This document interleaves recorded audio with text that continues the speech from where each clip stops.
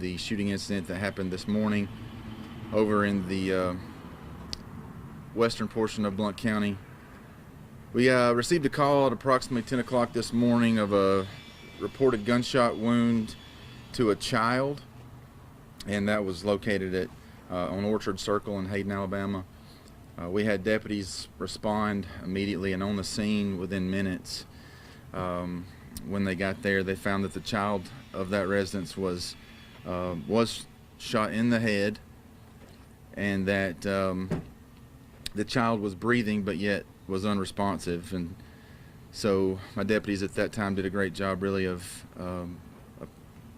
first aid and life-saving maneuvers to stop the bleeding to try to save the child's life. And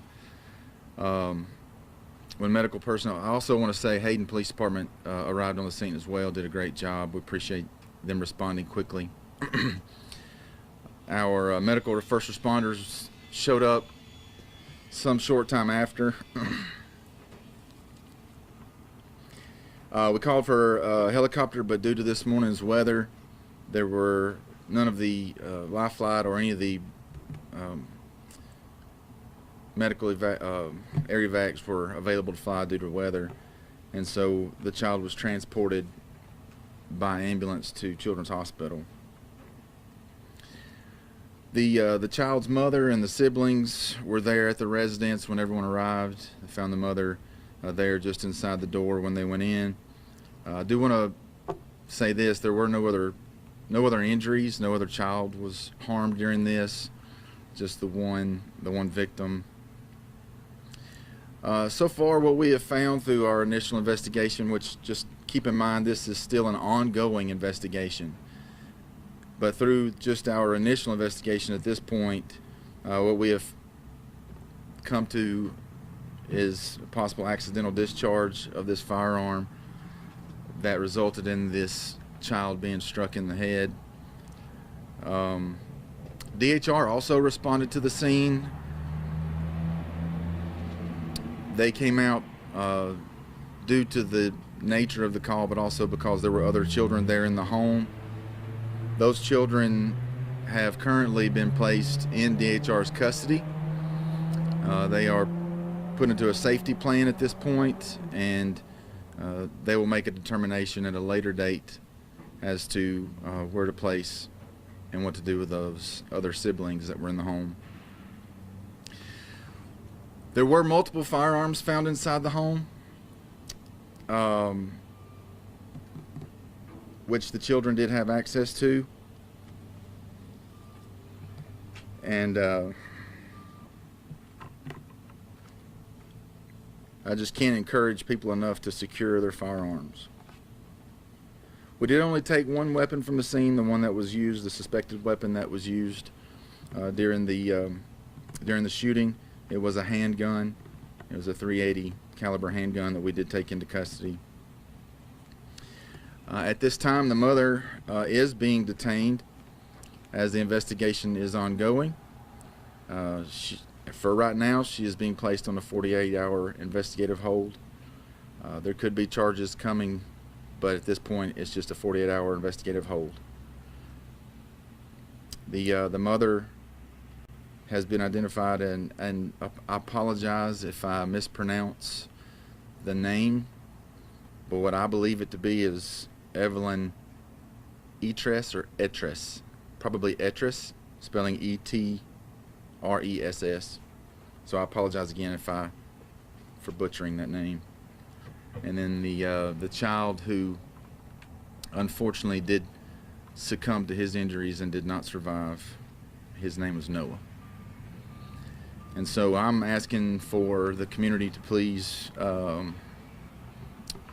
pray for those siblings, pray for the family,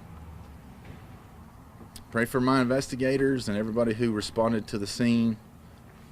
It's always hard. It's always hard dealing with any unnatural death or any death out in the field. But as you can all probably imagine, when it involves a child, it hits even harder. So please remember those people in your prayers. I will take questions. Unfortunately, I'm not going to be able to answer a whole lot of them just because it's still an ongoing investigation and there are some things that we don't know and some things that we do know that we cannot divulge. I'm sorry, you had your hand up first? Yeah, you already kind of hit on it, but I just wanted you to reiterate. Can you speak on what we can do to prevent something like this from happening again? So, obviously, anytime you buy a firearm, handgun specifically, but any type of firearm, it comes with a trigger lock. If you choose not to use your trigger lock, by all means, keep your weapons unloaded and stored in a safe place so that children cannot get to those firearms and cause harm to themselves or to others. I know that a lot of times people say, well, I want to keep mine ready in case somebody breaks in my house. Okay, fine, but put it in a place that is secured, possibly one not in the chamber, so that if somebody does break into your home, all you have to do is prepare it quickly. I'm just begging people to keep them out of the where kids, so the kids can't get to them. And I'm a firm believer in the Second Amendment. I have multiple firearms, but I have taught my children from the time they were old enough to really understand, taught them firearm safety. I've taught them everything from muzzle to butt stock when it comes to long weapons. I've taught them everything about weapons handling and the very, very dangers and the consequences that can occur with a mishandling of a deadly weapon. I would encourage people to get lockers, anything to keep those deadly weapons away from young and innocent hands. Did you have a question? How many siblings were at home at the time? Were there 5? I think there were 5 at home at the time, including the victim. In the age range? I'm not 100% sure on that. They ranged from, our victim was the youngest. I think, I can't, it would just be speculating if I tried to tell you exactly. Were the kids the ones playing with the gun, or was the mom in the room somewhere? That's a question I just can't answer at this time. So right now it's 4 children in DHR custody? Because you said 5 siblings. I believe that's accurate. It could be 5 children. That's right. I believe it is 5 children in DHR. I apologize. We're still, as you can imagine, today has been a whole lot of questions with not a lot of answers, and so 5 in DHR custody. Is the mom the only known adult living in the home? No, she is married. Her husband was at work. Does Noah have the same last name as his mother? Yes, ma'am. What are the possible charges she could be charged? That will be a discussion between my investigators and the district attorney's office. As I said, it's very, very early in the investigation and the stages of that. So at this point, I'm not going to speculate on what charges could be. I'm going to let my investigator do his work, or my investigators, because it's a team of guys working on this and girls. I'm going to let them do their work and then let them have discussions with the prosecutor and let them determine what charges may be appropriate. You said multiple firearms. Are we talking like 5, 10, 20? There were, what I saw when I went into the scene, I saw 3 long guns. And with that, were those long guns loaded as well? I don't know.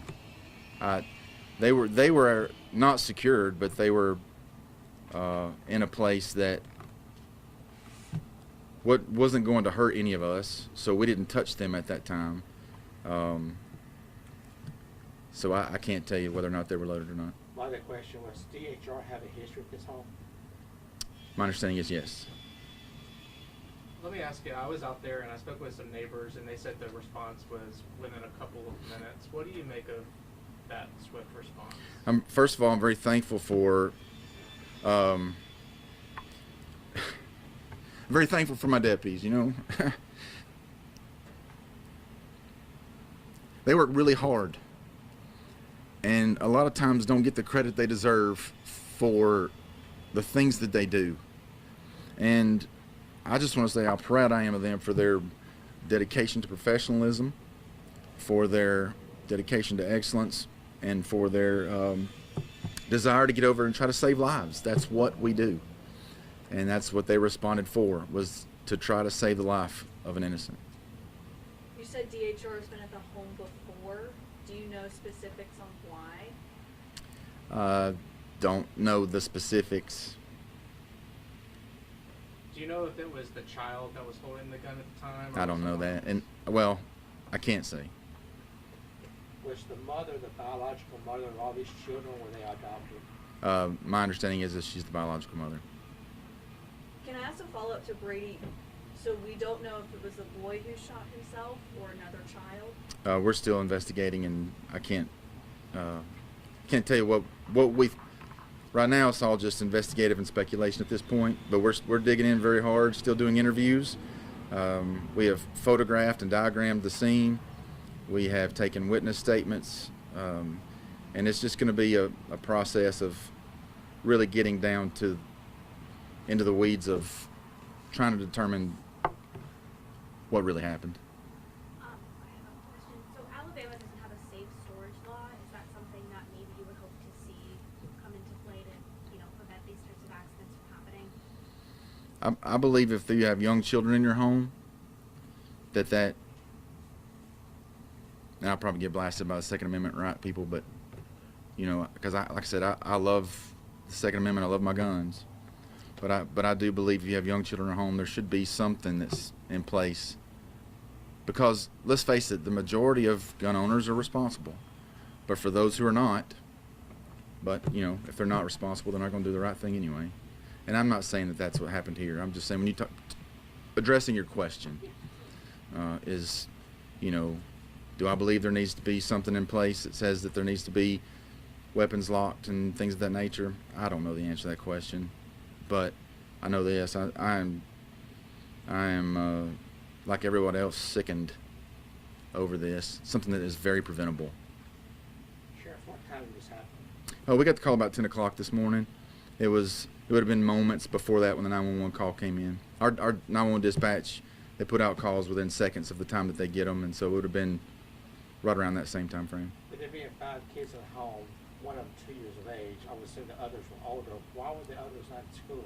I would assume they were school age. That's a great question. That was going through my head as well on my way to the house, and talking to a neighbor today.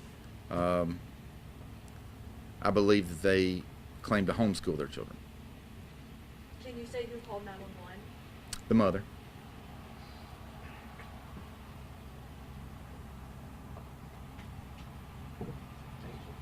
Any other questions? Thank you all again for coming out. Before you leave, I just want to say how much I appreciate, again, my deputies, Hayden Police Department, our ambulance service, first responders, the fire department, everybody that came out today, just so professional. Not only did they work so hard to attempt to save this young man's life or this child's life, they also did a great job of not disturbing evidence and doing things to try to make it that that our investigative team can do their job without any hindrances. Thank you. Thank you.